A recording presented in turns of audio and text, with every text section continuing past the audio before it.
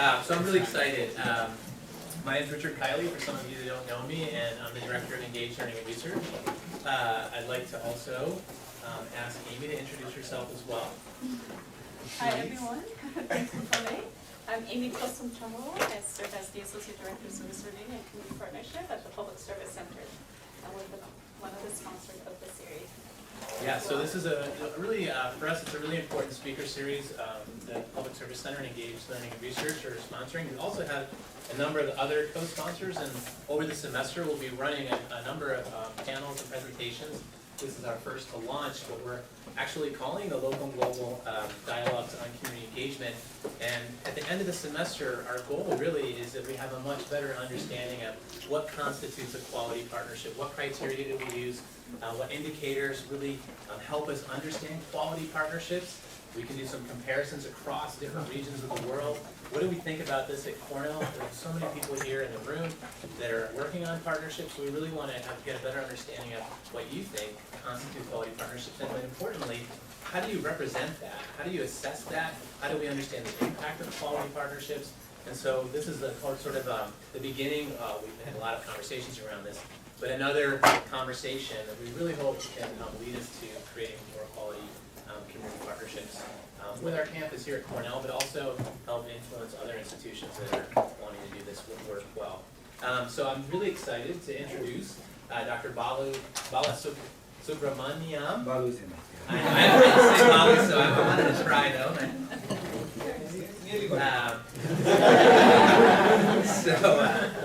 He's going to talk about some of his experiences working with Cornell partners, and he also has a lot of experience with other institutions as well, in partnering with his organization, SVYM, Swami Vivekananda Youth Movement. That one I got okay. And they just recently won top award in India for the best NGO. So really excited about that. I think we should actually.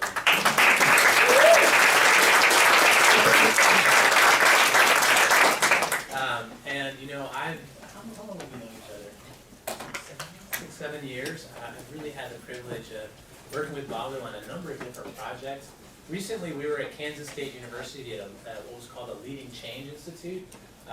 Their Staley School of Leadership Studies got a nice donation to bring in, which is unusual, academics, community partners, NGOs, journalists, all sorts of people who think deeply about changing the world, making a positive difference in the world, and people who come at it from very, very different perspectives, in some ways at the opposite ends of the spectrum. So it's fascinating, and Balu and I had an opportunity in the 90-something degree heat in Kansas, in the Little Apple, in Manhattan, Kansas, if you haven't been there. Highly recommended. So it was pretty hot there. We were walking around and we were talking about, you know, we really need to start sharing information about how we do this work and how we think about partnerships. And so this was really, this is sort of a result of that conversation. And when Balu was on campus, he agreed to give this presentation. So I'm going to stop there, and I want to welcome Balu, and I'm really excited for today's presentation. Thank you. Thank you.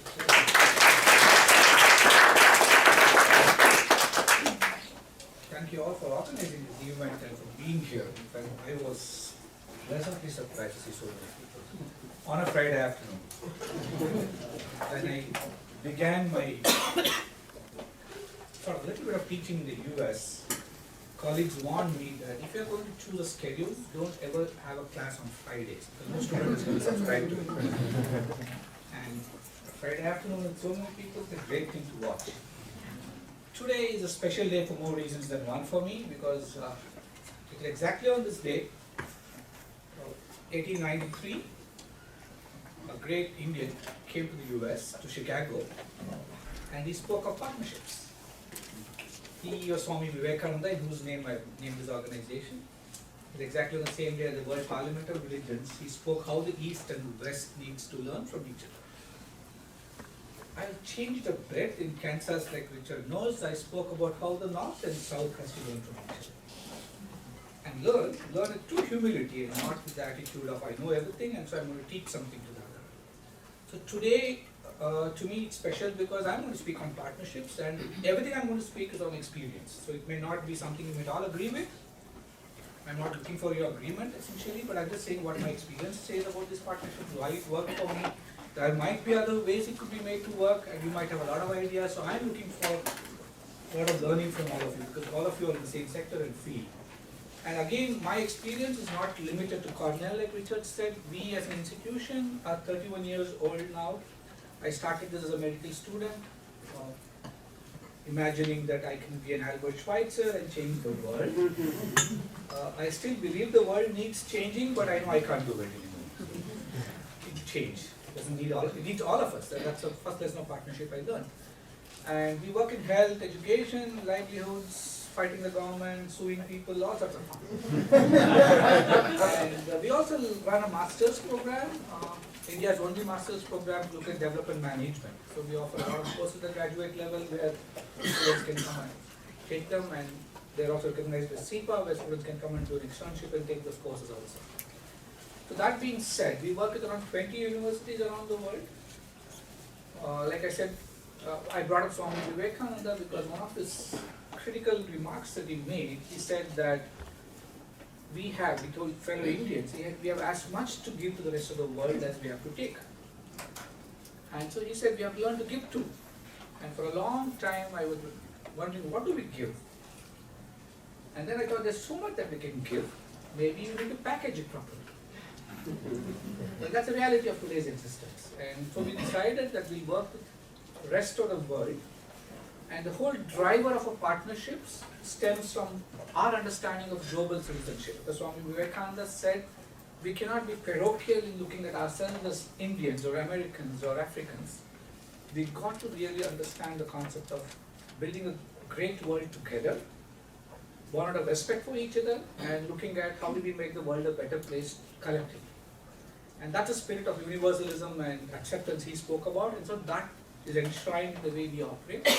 And so we decided to build all the partnerships based on that, with the objective of promoting this understanding of making the world a better place.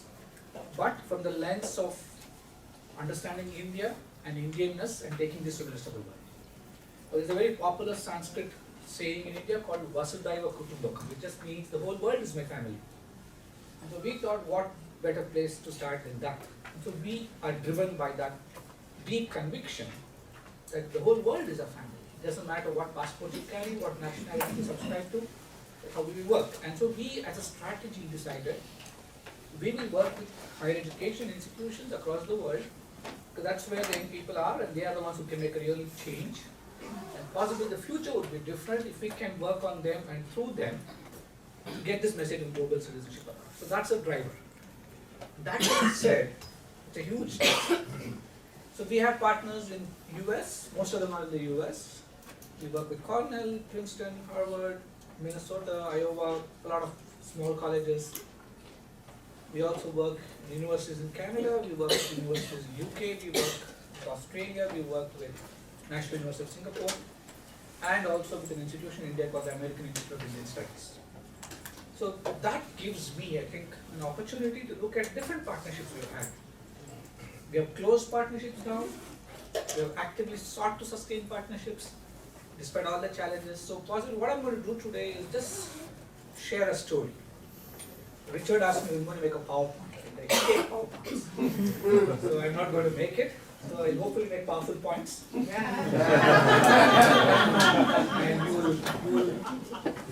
you might like it. So essentially, this is going to be a narrative of our partnerships and what we learn from them, how do we actually build on them.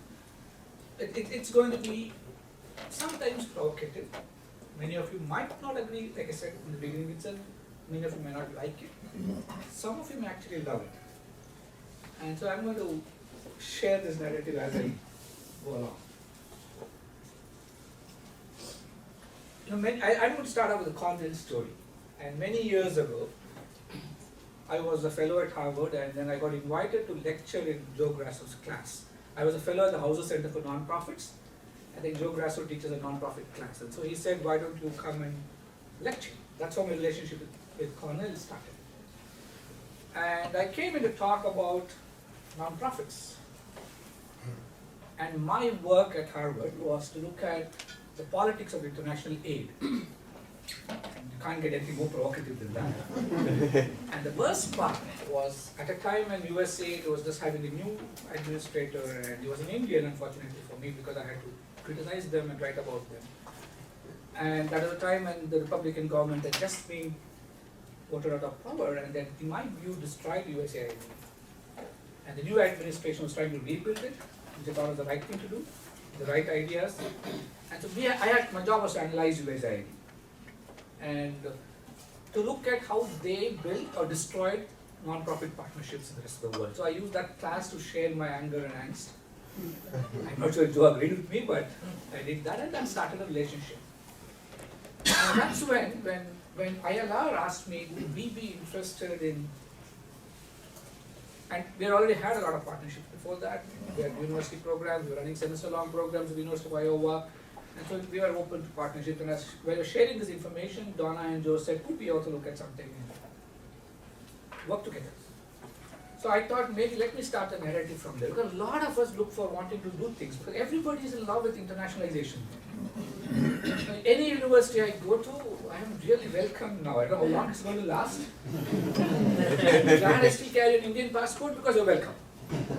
Right? And then everybody says we want to work together. And I'm sometimes saddened, but very few people really know why they want to work together. What exactly is it for everybody? So I would say, I would like to start by saying, I think the essence of partnerships is actually coming together and defining what do we want. And also being extremely practical, because what each of us want is never going to be the same. Just accept it.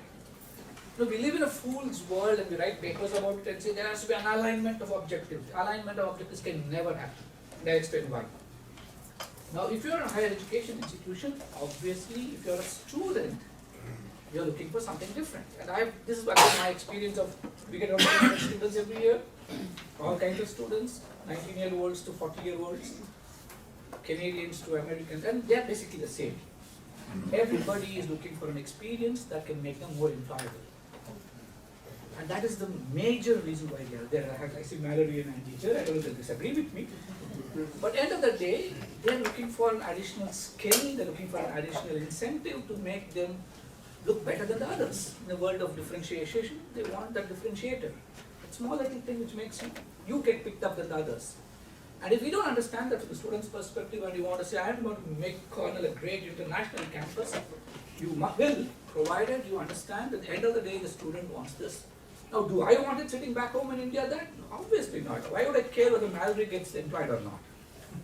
But end of the day, so I call it, I have my favorite term for it, I call it ZOPA, the zone of potential agreements. We are not going to agree completely. So I found one thing. Students have the reasons for these programs. Universities, the faculty have the reasons for the programs. And I would like to differentiate here. And some of you here may not like it. Lisa, pardon me if I'm going to say this. Administrators have the reasons for the program. And I find surprisingly many universities, administrators and faculty don't agree with each other. I have been an arbitrator for other universities between them, and I'm having fun.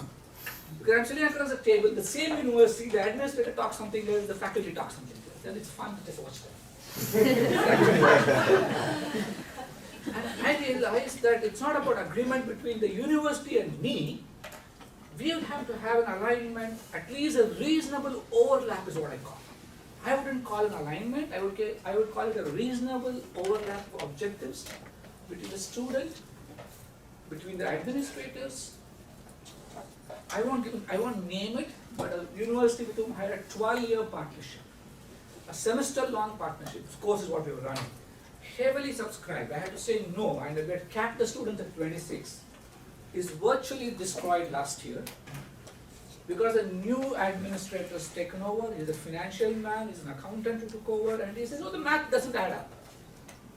And what was built over 12 years got single-handedly by one person destroyed. Only because in his understanding, the math doesn't add up. He angered the entire faculty. And the problem is the state university, and the faculty are pissed off, but they're not able to do anything. It was completely a faculty-led, faculty-owned program. And it was such a rich partnership we had. The students enjoyed it. And the funny part is, the alumni of the program come back to work with me now. That's the kind of impact they made on them. But the university doesn't even see it that way. because the fact that the people who want to run the program see it as simple dollars, and that's a reality, and I realize that that's part of the partnerships today. So you have an overlap of objectives between what students want, what administrators want, what faculty want, and finally what do I want. So I realized that end of the day, if students want learning, an experience of learning which will be a differentiator on their CV, that's realistic, that's why they come to the university. Faculty want obviously learning for their students and something better than what they could give in the universities here, something different. If they could teach what I can teach there, why would they even come to me? They do it here. So they are looking for that extra bit they can give the students. Administrators want to balance the budget. So I am now becoming an administrator and I am finding it very tough. Let me tell you, I wish somebody would write a check to me and say, do what you want. Nana, are you hearing?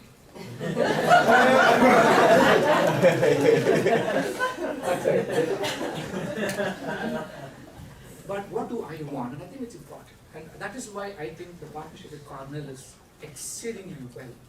Because we have understood, finally we really want to make the world a better place. Beyond all this, and I'm not saying it because all of you are Cornell people sitting here, I'm saying it with a lot of evidence that I have. Every year we get 16 to 17 students, and they just don't come there with the white man's burden. They're 18-year-old kids, I don't need them to come and change India, I can do a better job. They come there because they want to change themselves, and they're so clear about it.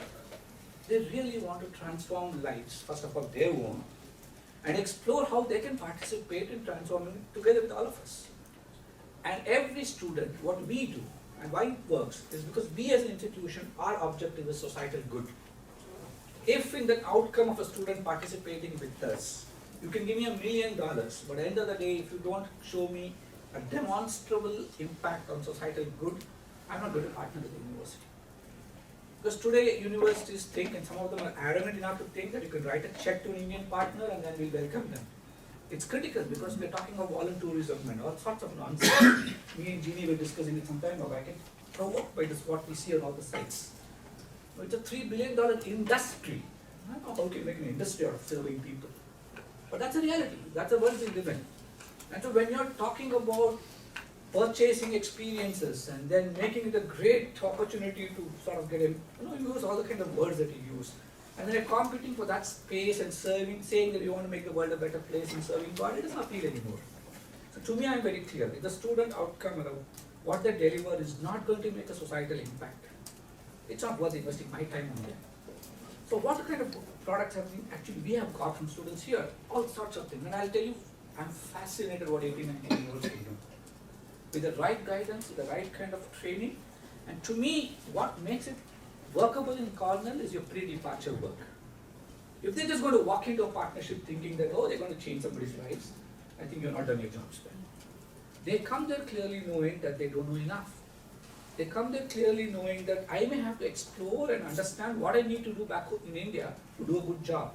So we design projects that we as an organization, our job, we don't exist to serve you.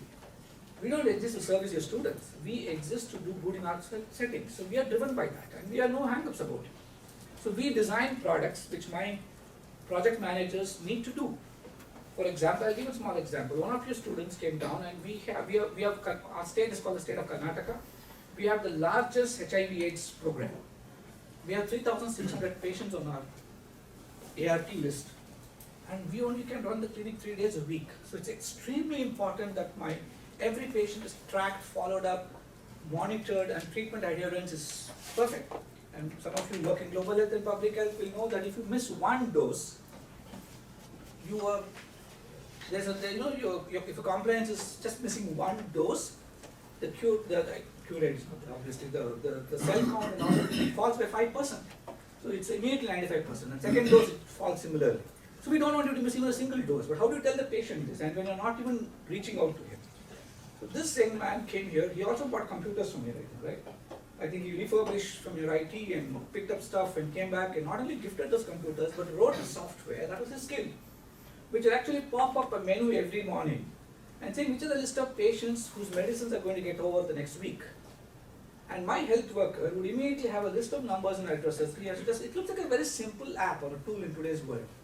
But it made a huge difference of great public health significance in India. So if a global health student is walking in and doing that, he gets a great deal of satisfaction. He made a difference. To me, it's a product I continue to use. And one of your other students, I remember, we run a small setup, an Ayurvedic hospital. We make our own medicines because the quality of medicine is something we're very concerned about. But we are doctors. We don't know how to package and market it. That's not my forte. That's not my strength. I don't care about packaging it. I just want to treat patients and make them feel good. But here comes a young woman and says, oh, you got it all wrong. And she designs labels and nice little stuff. And then we're using it even today.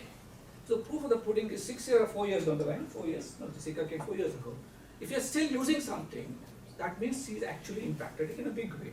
Or Mallory comes and she worked directly with me so I can speak, and we were joining this huge exercise of understanding what kind of leadership situations are existing within my own setup. I teach leadership around the world, and am I really doing a good job in my own organization? And what I read from their work is not impressive. Not that the work is not impressive. And I was fascinated because here were two women. One was late 30s, and this lady Mallory, 18, 19, and they're working together so well. I learned what it is to really work like that, and they worked with me, and so I could directly assess them and understand what they did. And I have students write back to me and say they've changed careers, they've changed job options, they've changed the way they look at. And the woman, I think Shannon, I call her. She said, I'm going to go into the non-profit world, and God knows whether she's going to bless me and thank me later. The point I'm trying to make is alignment of, a reasonable alignment of how we see it. And if that is not there, I think we can't really even build a partnership. You shouldn't even be building a partnership. And in our case, that's what happened. And when partnerships don't get interpreted and measured this way, because it's a problem today, everybody wants to measure. And every university wants to measure. You want to measure learning outcomes of how much of good you did to a 3,600 patient cohort. After 5 years, I'll tell you can't design a measurement for that. So the student is long gone, and then we ourselves didn't know the product is going to be so useful. How do you even project and, I don't know, design a new predictive model to say how much of good we can do, but that's the reality. So I think it's very anecdotal, very subjective, but the experience is real. And I think that's what drives people like us. So moving on, I think partnerships take time. Richard asked me to speak today after 6 years of working together. If you had asked me to speak 5 years ago, I had nothing to speak. Because we were just, and then the other problem is, pardon me if I'm judgmental here, but I think the American psyches are about lawyers and agreements. You have to have everything written down. How you eat, how you breathe, how you live. Come on. We are not used to it. Culturally, India is different. What works for us is just simple trust. I tell Donna I'm going to do something, or I tell Jeannie this is what the problem is, and they respond. And I think what has really worked for us with Cornell is we have people and not institutions in the partnership. This may not sound very nice to people, but that's the reality. Now, you sign contracts between institutions. I signed a contract on behalf of my institution, but that is irrelevant. I have not even gone back to a contract, honestly. Maybe only my auditors go back to check the budgets. But I don't even go back to, I don't even know what is there in there. I signed a contract with, I don't want to name them, I'm going to sign a contract next week. It is 21 pages. I'm not exaggerating, it's a state university in the US, a very large, one of the world's largest study abroad programs, so you know who I'm talking about. So we're already working with them. It's not that we're working with them for the last 6 years. We designed a unique thing together, which is never conceived anywhere in the world. We said, we're all creating physicians who don't even know what the hell they're doing. So we run a program called the Future Physicians Program, exposing pre-med students to the concept of whether they want to practice medicine at all. They really want to make a difference in the world from looking at the world from a resource-limited setting and not from the privilege of operating in the United States. Many of those kids go back and say, I don't want to be a doctor anymore. Some of them say, I want to be a public health specialist now. Because that's where I think I can make a true difference. Some of them say, I want to take nursing. And they find their true calling because of that program. And we've been having such a historic relationship with them. And this university sends me a contract. And they apologetically write back saying, we are sorry, but our lawyers are taken over. But that's the reality of administration. That's what I said to the administration. A 21-page contract. And to sign the contract, they have to pay me now. But that's a reality. But then we have to understand partnerships are about people. It's about people on both sides of the fence. It's about a face to that agreement. It's about the trust you have. It's about the problem. And problems come up. Cornell, we had a student who didn't live up to the expectations that we had set, and that student had to be 2 students. They had to be sent back. They had to be flown back. But who takes responsibility? Right? It's a huge problem. Who signs off on that? Another university, we had an agreement saying that from the airport to the airport is my job. Because I know what the situation is. And we insist on every partnership, you will only present the letters we give you to the Indian consulate for a visa. It will always be a student visa. These are regulations all of us have to follow. And this administrator said, oh, that's okay, somebody told me a tourist visa is enough. And half the students come on a student visa, half of them come on a tourist visa. They managed to get in, they didn't tell us only after they reported to us and we copied their passports and all that as part of the process, we understood they moved up. But then, you're not illegal, but you're illegal to do this program. The problem was not that, but when they're leaving, immigration said you're not even supposed to be here at all. We're going to arrest you now. The contract is very clear. We said you have to have a student visa. Now the university is now losing sleep. 2 faculty have come and they say, oh my God, what do we do? They call me from the airport at 3 in the morning and say, all these flights from India leave in the middle of the night, right? And I said, please help us, we're stuck here. And you understand how security and immigration today is on either side of the fence. In the US, I was detained for 6 hours with a valid J1 from Harvard at Boston for no explanation except saying some officer made some goof up and he just made me sit. And they don't let you talk. Right? They put you in a room and just sit. It's very funny. You really start feeling that you should better be a terrorist until they listen to you. Yes. And I was cursing myself. I'm not going to come back to the US again. But here I am. So I can understand how it is. People are very edgy nowadays. And it's fair because they have to protect all of us and make sure that everything is secure. And these kids just reaching the airport, 8 of them are left on the other side and the 8 are the same convent. The faculty calls me and says, and what do? I call up the head of security because I have some reach. And he says, I'm sorry, we can't do anything about it. You have to manage it. This is beyond any of us. Security and immigration are different. It's God knows what you do. And we had to get somebody to bring us, I had to somehow use all the, and then bring the kids back. That story doesn't stop there. The university calls me for a mistake they make and say, we're going to sue the Indian government. Because you're used to suing, right? And I said, what the hell? You're going to expose yourself. You're going to sue the Indian government. Because these are real problems. And so I think you need really people who understand processes. These are realities of today. We have to build partnership with the reality of what today is. Build your paperwork. And if I had said I'm not going to save you, I actually saved them that time. I got the students back, spoke to the airline, spoke to immigration, got them to agree that they can pay a penalty and pay the fine, advance it for the university, rebook their tickets the next night, send them back. No, that's not part of my contract. I did it because I thought the university needs to be helped out. What I'm trying to say is, if you're partnering with people, you will do that. If it is just the traditional contractual way, say it's not part of my contract. Take care of yourselves. So I think we need to look at people. And I would say, Richard knows that I love to use 3 Ps and 6 Rs and stuff like that. So I say, to me, partnership is about 3 Ps. I've learned this the hard way. Thanks, Donna. You didn't tell me this, but I'm using it. The first thing is, I think there has to be purity in the partnership. When I use the word purity, just for the P sake, I'm using it. Transparency. So we need to know on both sides of the fence what the program costs. Universities are very touchy about disclosing. I know realities of tuition, right? If you're charging $45,000 a semester and I'm charging you $1,800, obviously I know what's happening. I have studied here, right? So it's nice to be transparent. And I can tell you how much it's costing me. We actually give you costings, and I think it's important to be absolutely transparent. And I realize the more you build trusting relationships with people, the more transparent you actually end up becoming. I've had university partners who are so nervous about telling me what they're charging, and students write to me without realizing that they're not supposed to be writing to me and say, I'm paying $18,000, I would like to know why. How would I know? I'm not charging that much for the semester. Something is happening if I don't know. I think it's good to be transparent with each other. So that's why I bring it under the word purity. The next thing is patience. Things happen with time. We need a lot of patience to work together. Let me tell you, working with a large university can be frustrating. I work with 4 different schools in Cornell. The right hand doesn't know what the left hand does. We are an ocean which is lost. I am trying, right from the time Alice Pell was here, I'm trying to tell, let's have a university-wide contract.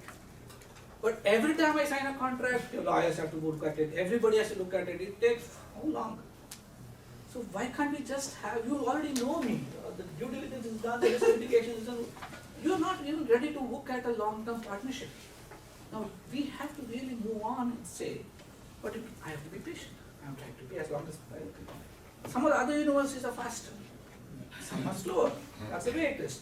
And the funny part is, I'm a satellite actually cross-communicating messages between the schools here. Oh, I did this with CEPA, I did this with ILR, and why don't you do this? And then I have to put people in touch. But I think maybe, and I might talk about it jovially, but I think it's a real problem. Especially large universities really have to understand, because if you're not willing to cross-pollinate experience amongst yourselves, and I think this event is a great idea. Maybe not because Cornell has got engaged, Cornell and all this is all being put together. It doesn't happen every other university. So I think you made a great beginning and to sustain this. The third is perseverance. There are a lot of challenges, especially when you're working with this potential agreements and something falls outside the zone of potential agreement. It's going to be irksome. And you need to persevere and say, well, I'm going to renegotiate in Berkeley. It's not easy. What has worked for us? And what I would advise, I'll come back to the challenges and the problems. I want to end it up in the next 5-10 minutes, so let me open it up for interactions. Now comes my favorite part, and Richard gets irked by it. The 6 R's, I call it. I added one more. Okay. Something new for you. I want to go into the 5 R's. Maybe. I have the 6th R. The first R is when we get into a partnership, let's be very, very clear. We are bringing different kinds of resources to the table. There is no bigger partner here. I might be a small non-profit in India, but I am your equal partner in this. Now, if you don't treat me with the dignity and respect that I demand of being equal, it's not going to work. You can be the biggest university for all I care. We have a $50 million endowment, $1 billion.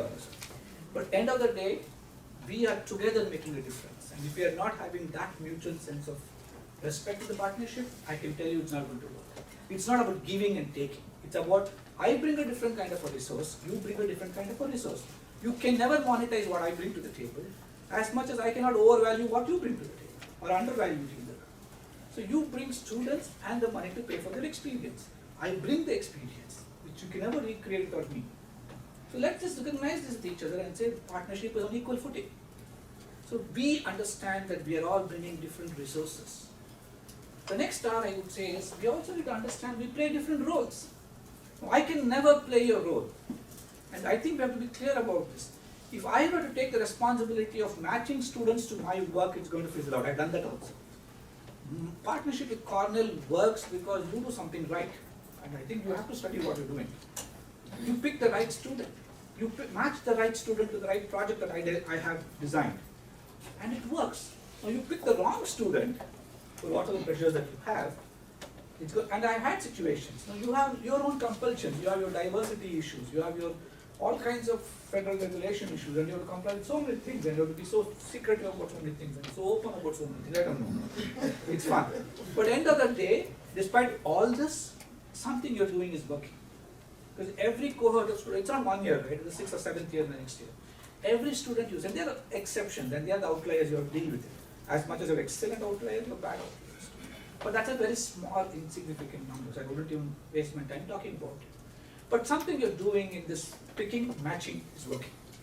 And I don't know what it is. I only say it's working, so you better find out what it is and tell me too. Like there are other universities how it's working. But it's important because most of the universities sometimes it's a disaster. They have a food allergy they don't declare. And somehow in American thinking it is so private you don't ask. The damn kid lands up on my table and then he's having a allergic reaction and I rush him to the hospital and he doesn't tell, and I ask him what happened. He says, oh, I went to a hotel and ate something, and every dish in India is full of nuts. Right? We don't even, and if you ask the waiter and say, can I have something without nuts, he'll go back and remove the nuts and bring it back. Right? That's the reality. And if you don't do all that pre-departure stuff and tell them and all this, and some of them are on medication. I had a student from a university who was a severe depressive. Because I'm a physician, it's okay. But I had him, he had to be airlifted back to his country. His insurance covered it. But they didn't disclose it to me. Now, transparency means telling me that. Last year, we had a student from Cornell, I won't name him, we had a very severe illness. But we were told that, and we said we are going to get physicians available to manage it. We are not going to deny the experience of the student, but we are actually going to provide a safe environment for him without anybody knowing about it. Now that happens because of the trust we have. We are able to tell me that we are able to work with the student, we are able to work with this physician here, understand the prescriptions, it's doctor to doctor, we knew what is happening and we knew how to take care of it. Now that is critical information. However much you are lost, deal with it. End of the day, I'm the one that the student deal with it. So I think that's a great thing you have here. Keep it going. So we understand our roles. We also understand we have responsibilities. Like if the student, we have very strict rules. We have resident campus rules, and then we have no alcohol campuses. And if a student is having alcohol on my campus, it's my. Your American law says 21, but your student is 18, thinks India doesn't have a law. But then he's breaking the law, and I have to have somebody to deal with it, and I have to deal with him the way I want to, because I'm taking care of 20 universities, 300 students. I have to make a benchmark, and I have to deal with it. And if your university is not understanding of it, I have a problem. So we have responsibilities that we have really understand. The third R. The fourth R, the risks in the partnership. You are taking a risk partnering with me, and you have to be aware of it. I am taking a risk partnering with you. I even remember when I started my partnership, we are called Swami Vivekananda Youth Movement. Now, legitimately, I have registered my organization as a non-political, non-religious organization. I'm inspired by what I call a nationalistic figure who is also a monk. He being a monk is not my problem, right? but then I have had to go out of the way to prove to some universities that I am not religious. Now, what the hell? Now, beyond my registered mandate with my government, I don't want to carry another proof. I can't bend over backwards to demonstrate proof the way you understand it. If there are 12 major corporates in the United States, Microsoft, Cisco, Intel, who have done their due diligence and tell me that I can be funded by them, and they don't fund non-religious organizations, they don't fund religious organizations, what more proof do you want? But then university, some faculty would write something, and my God, you're stuck with it. I think somewhere you have to understand that there are risks in every partnership, and you have to learn to mitigate risks and not avoid the risks. I have a problem working with you. The moment I say Cornell, people think any Ivy League I work with, they say, oh, you must be getting a lot of money. They don't know how difficult it is. It's easy negotiating a smaller college. I have signed an agreement with the college 4 days after the team visited me. We had 6 days later, we had the student on campus. Small college, excellent partnership. And again, I'll tell you, facilitated by Cornell. That's the beauty of this partnership. You not only work with us, you also help others to work with us. And I think that's what makes it work. That's why I want to work with you. So you have to understand that I'm invested in this partnership as much as you're invested in me, and that's why you want to make it work. And I think that's a very, very, very important aspect to understand. The fifth R is their rewards to the partnership. We have to share them together. Now, I cannot say I am doing it right all the time. You cannot say you are the ones who designed it and doing it right. We did it together. And if you don't actually live this concept, we're going to have serious challenges. And the last R, which is what we're doing, and that's why I keep coming, is constantly review the partnerships. They are not set in stone. They are not 6 years old. I just had a meeting with Jeannie and yesterday with Donna, and I'm going to have one more meeting with Donna, and we constantly look at it.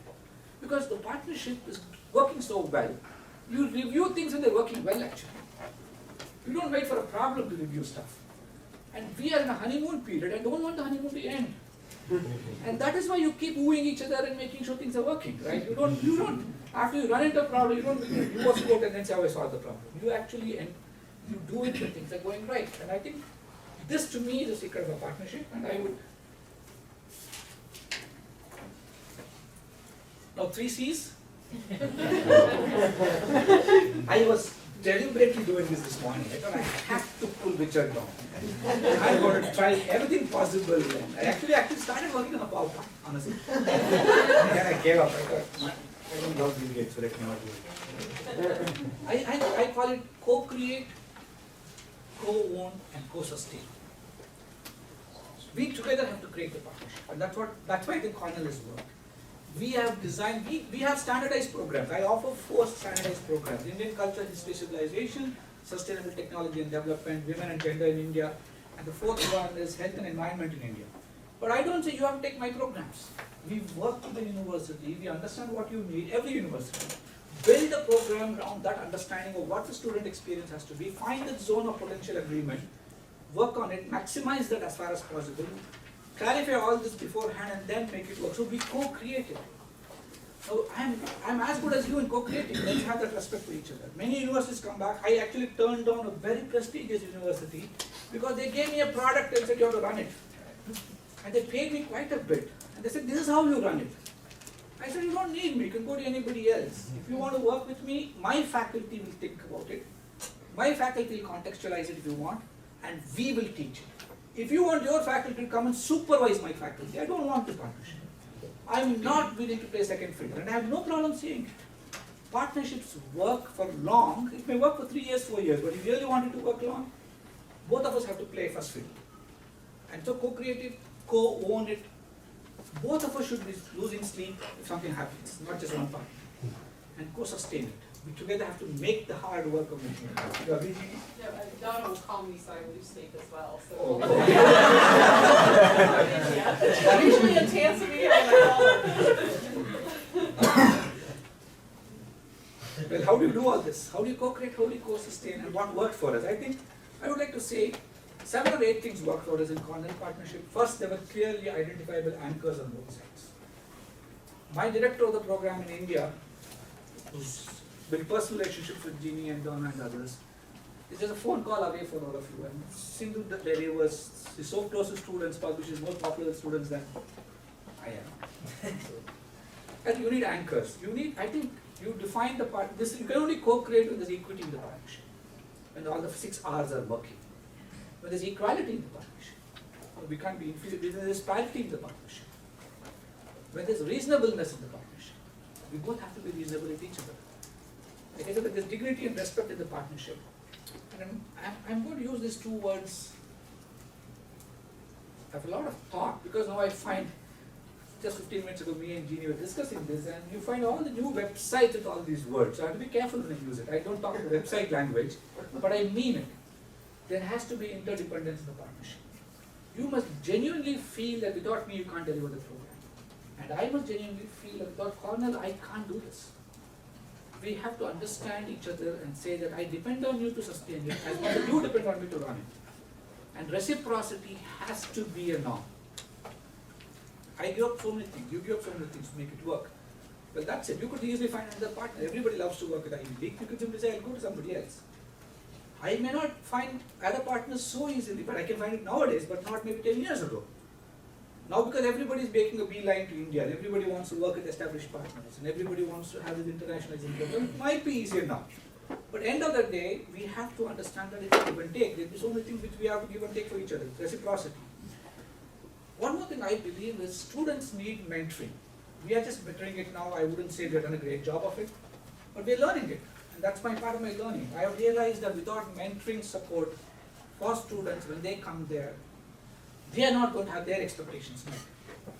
At the end of the day, the students will matter, right? And it is their feedback which matters to you too.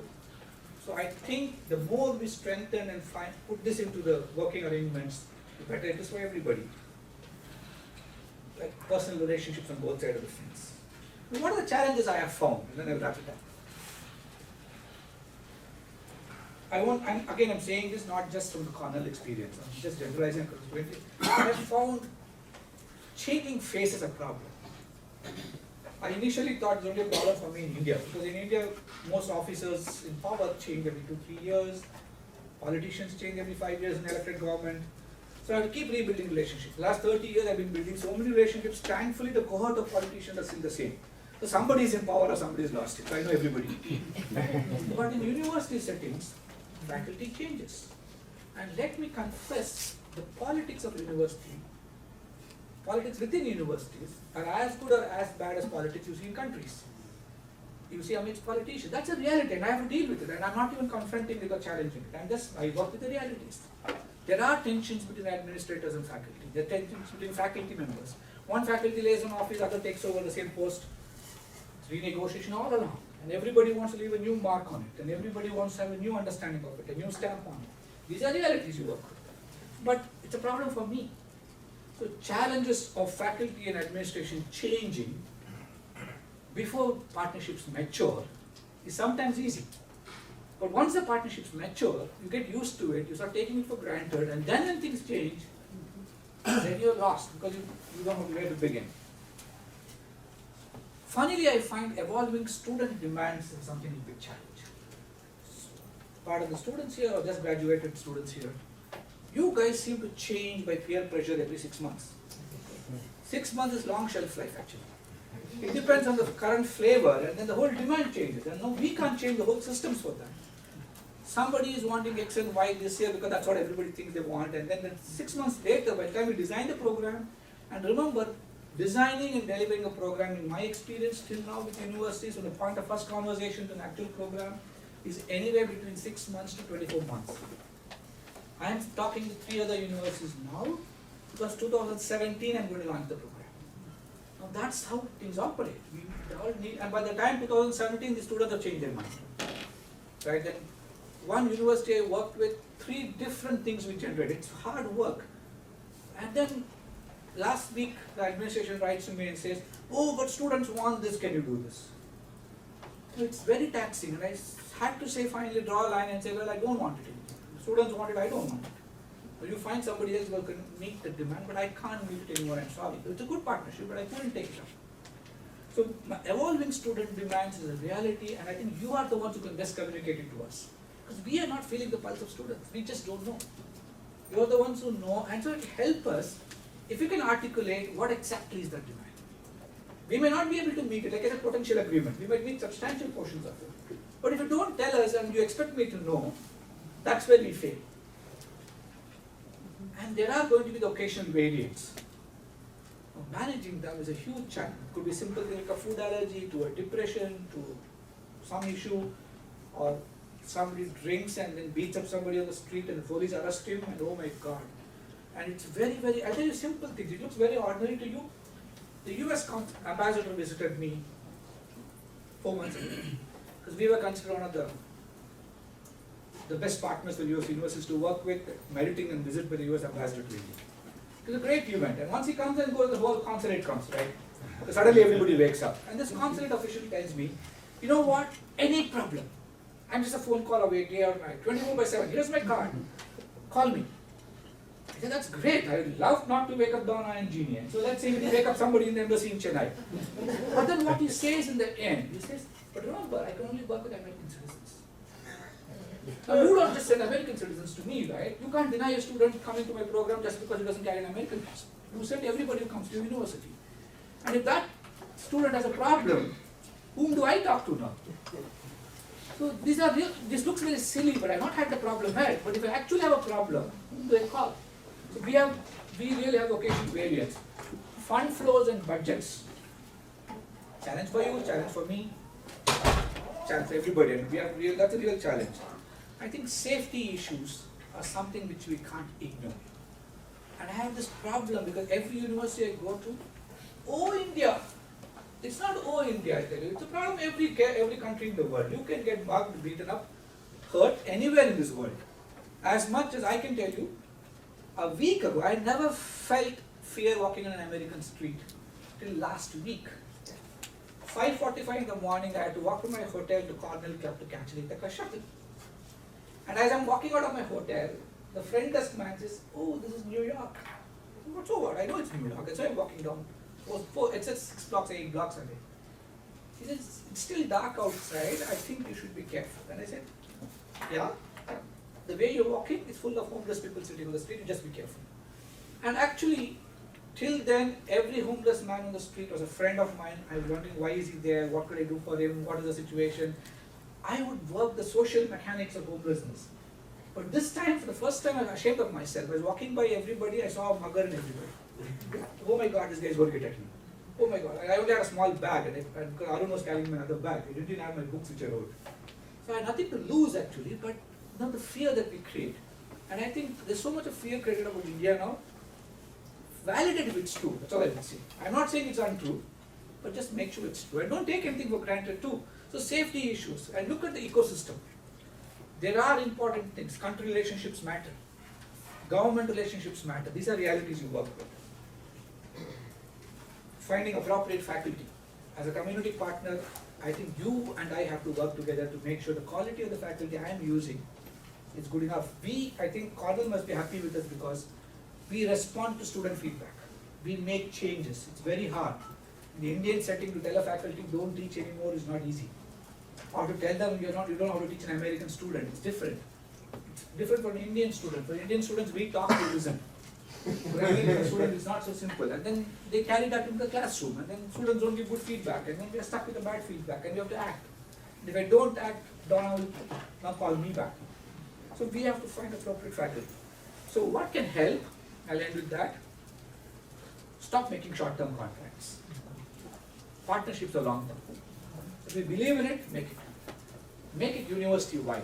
If you're a large university, I may not make a provision for each school to sign a new contract with me, but don't make me go through the entire rigor of your lawyers again and again. Plan to the context. Please remember, if you are getting students to India, you're looking for the Indian context. Don't ask me to create an artificial American context for them. That's not why you're coming there. And if that's what you expect, don't come to me at least. Because we want to give you an, I know Jean will not like it, the authentic Indian experience. These are all website languages. We just want to give you a cultural immersion. We want to give you an expansion of your views of the world. We want to tell you we are as equal to you as the rest of mankind. We just want to let you know we all want to work together. So we are not interested in generating a cuisine for your culinary needs. It's just that we want to work together. And let's not forget, again, Jenny, you will not like me. Partnerships have not worked because sometimes the universities don't market it well. And I think you need to market your students. You know the students' mentality, design, product, if you'll allow me to say that word, and market it properly. Because at the end of the day, I can't do it. And I think what has worked in Cornell is ILR has got such a beautiful way of capturing this narrative and putting it out there, which is not offensive, which is not untrue, which is really credible, and gives credit to me too. It's not about just you saying I did it. So I think global health and ILR partnership, which itself I think something to be studied within the university setting. Why are two different schools working together so well? That itself will be a lesson for all of us. And then telling the story the right way, I think that's it. End of the day, partnership is not for just you and me. I think it is because we can actually make a difference in this world, and we should. Thank you.